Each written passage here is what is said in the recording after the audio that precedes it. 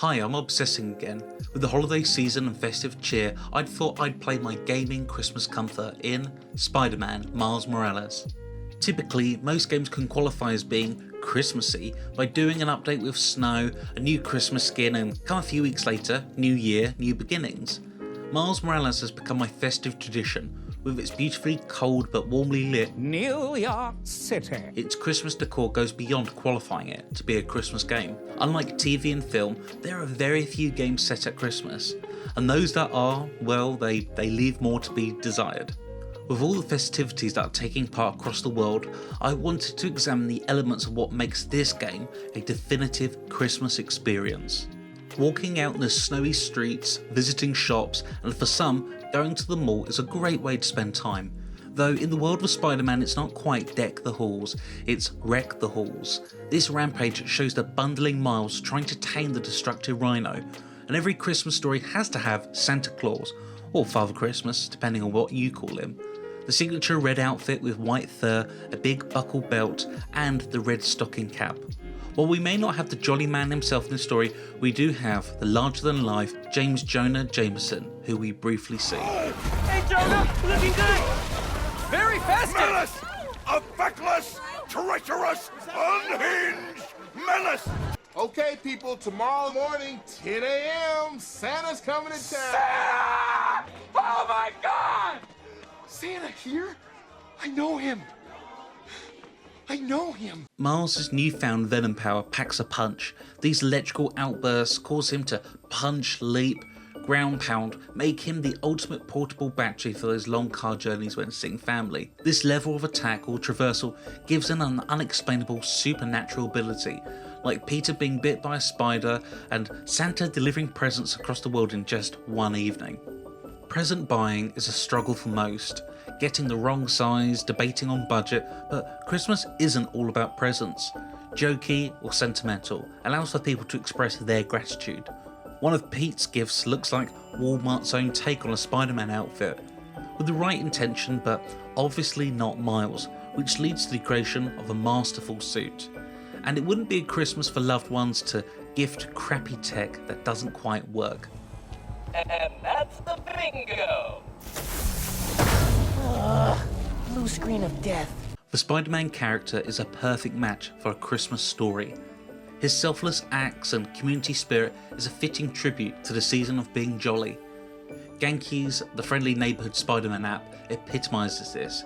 Rescuing cats, helping people restore power to generators are all wholesome jobs we expect from our web-swinging hero. Unfortunately, none will top the trusty balloon missions, and you guessed it, pizza time.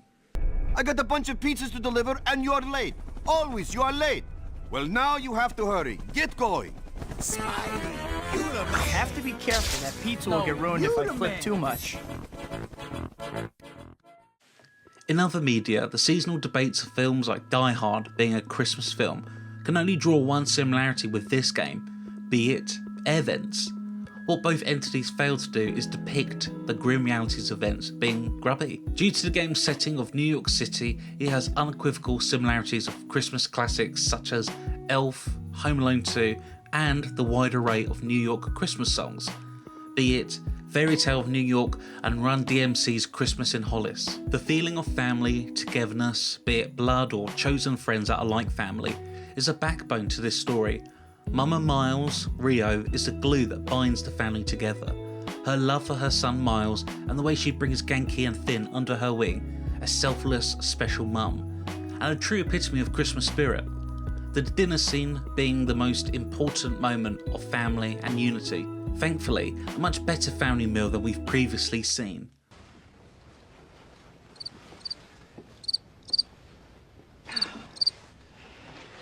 There we are. Oh, it looks delicious. Norman, will you do the honors? What this scene does also is highlight Jefferson's passing, a reminder of doing the right thing, a symbol of hope. The light-hearted choice of choosing his dad's music to play. Food, family, all universal themes of the holiday season. In all Christmas stories, it's a time of reflection, whether it be the year that is coming to an end or our own character.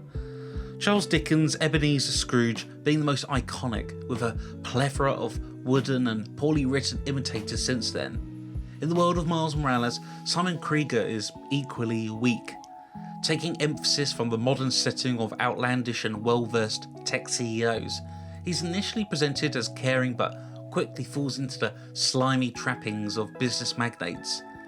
Though I reckon we can all agree that in the world of Spider-Man, James Jonah Jameson is the real Scrooge. This game pays homage to the Pigeon Lady from Home Alone 2, though Howard is a beloved side character in the world of the Spider-Man games. We're introduced to an old friend in Finn, an academic equal to Miles and Genki, but who's guile. But like any good Christmas story, some adversity comes with learning she's the Tinkerer. This puts Miles in the moral dilemma, which has been echoed in other Spider-Man arcs such as Peter Parker and his mentor, turned villain, turned anti-hero, Doc Ock. The death of her brother became the catalyst in fueling her rage at Roxxon, and more importantly, Krieger. This makes future meetings with Finn cagey when he reveals his identity, to her shock. As mentioned earlier, music is such a key element to Christmas. It's a chance for unity, being merry, and maybe sing-song. Typical songs will have bells, chimes, and chipper choirs all rejoicing. Miles Morales puts a very 21st century spin on this, in a way that leaves more to be desired. While I appreciate his character is predicated on being a good student, a beacon of hope under the pseudonym of Spider-Man, Beatmaker isn't one.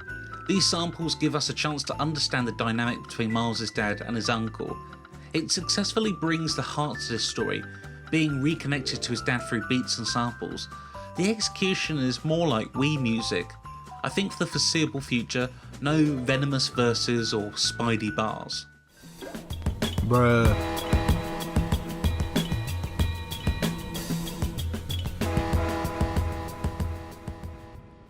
Frequency lock? Something new every day. It's an expectation to find love in all the merriness. This cliche is presented in Haley, a unique character for this story. We have opposites in this pairing. Spider-Man, known by all, and Haley, who is more reserved, creative. The pair meet in side missions and are brought too when she comes to the rally for Miles' mum. While it's presented as platonic, there's an undeniable tension between the two. Christmas also evokes the memories of people who are sadly no longer present. Miles' dad, Jefferson Davis, is a noted figure of absence. But because of Miles moving home, babysitting New York in Peter's absence, he doesn't have a chance to truly reflect on his dad's passing. For Miles, the struggle of losing his dad and the subject of Uncle Aaron being too taboo to be spoken about makes it difficult for him. It's not until a bit of luck on Spidey duties that he has the chance to reconcile with his estranged family member. And like any Christmas movie, redemption and setting aside differences for the greater good is the power of the season, which we see later in the story. Look at you. If your dad could see you now. He'd probably freak out. He'd definitely freak out. Uncle Aaron's descendants into crime are at odds with what Miles and his dad stood for. The days of him being the Prowler are dwindling, especially from the passing of his brother. Though it wouldn't be long until the Prowler and Spider-Man will get caught up, Uncle Aaron becomes overbearing in trying to protect Miles, which turns into an underground fight. His actions as Prowler bleed into letting Miles down. But what sort of Christmas would it be for families to fall out? Where's the turkey, Jeremy? What? The turkey. Where's the turkey? I thought you were getting the turkey. You what? No turkey? You fucking idiot, Jeremy! You total fucking idiot! That was your job, you fucking moron! You cretin! You're a fuckhead! That's what you are! A fucking shithead! The climax of this story is Miles Morales being tasked with saving the city. Why I love Spider-Man as a character is the weight of the city being on the young boy's shoulders, not being able to share the burden, but having to rise to the occasion.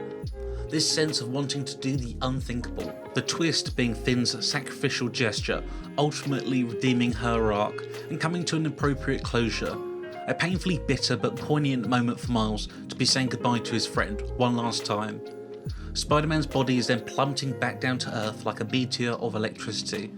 Miles is found wounded, vulnerable, but ultimately a hero to Harlem, restoring peace, surrounded by his loved ones, making the closure of this story the Christmas miracle. The game's overtly Christmas decor, lights, trees and ribbons are blemished into the streets and homes across New York, but this isn't what makes it a special definitive Christmas game. It's the awareness of Spider-Man's character, of sometimes bumbling, committing to trying to do the right thing, and sometimes getting it wrong, doing acts that are selfless, looking out for communities who are in need. That is Christmas to me. Thank you for letting me obsess again.